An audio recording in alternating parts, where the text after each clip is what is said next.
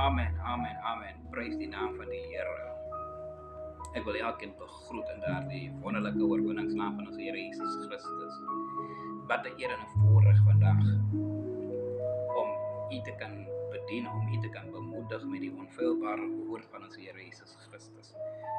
Nou ek wil u graag bemoedig met in die boek van Romeine 12.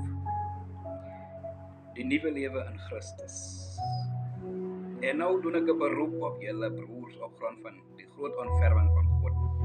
Gee julleself aan God as 'n lewende en heilige offer, wat vir hom aannemendlik is. Dit is die wesenlike van die godsdiens wat julle moet beoefen. Julle moet nie aan hierdie sondige wêreld gelyk word nie, maar laat God julle verander deur julle denke te vernuwe.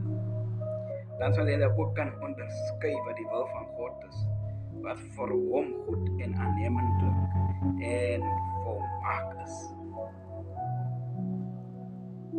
Wat 'n wonderlike woord om u te kan bemoedig. 'n Lewe in Christus.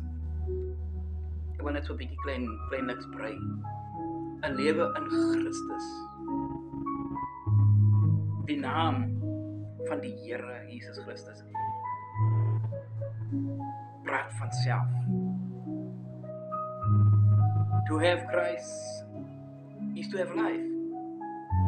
And yet Christ is our salvation. He's our provider.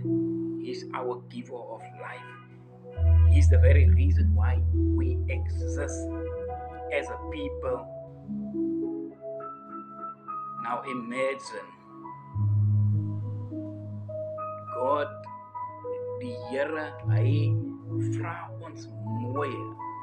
Hy bemoedig ons mooi. Don't conform to the standards of this world. Ons moet nie vergelyk word met hierdie sondige wêreld en natuurlik, yes. Want die Here het gekom. Die Here het gesterf sodat ons nie vergelyk kan word nie. So die Here sê, kom, laat ek jou hernieuw. God wants to transform us. He wants to transform the way we think, the way we live, the way we talk, the way we reason. Now, we as Christians, we face a lot of things. Maar die Here is getrou en hy trou van geslag tot geslag. So ek wil u graag bemoedig. Hierdie woord van die Here is 'n betroubare woord en werk om ten volle aangeneem te word. So vat hierdie woord. Die Here vra mooi. Do you want to be transformed? All it takes is a able body, an able spirit, 'n gewillige gees en 'n gewillige liggaam. Dit is al wat die Here vra. Stel jouself beskikbaar. Stel jou hart, siel, gedagtes, jou volle being, stel dit beskikbaar en sien wat die Here kan doen. Ja, mense wat sê dat jy kwaai was, maar gaan ook vra, wat het oor hom gebeur, wat het oor hom pad geloop, dit is wat die Here kan doen. Broers en susters, familie, vriende, dit is wat die Here kan doen. So imagine, ons word geroep tot 'n lewe wat totally different is as die lewe wat ons lei.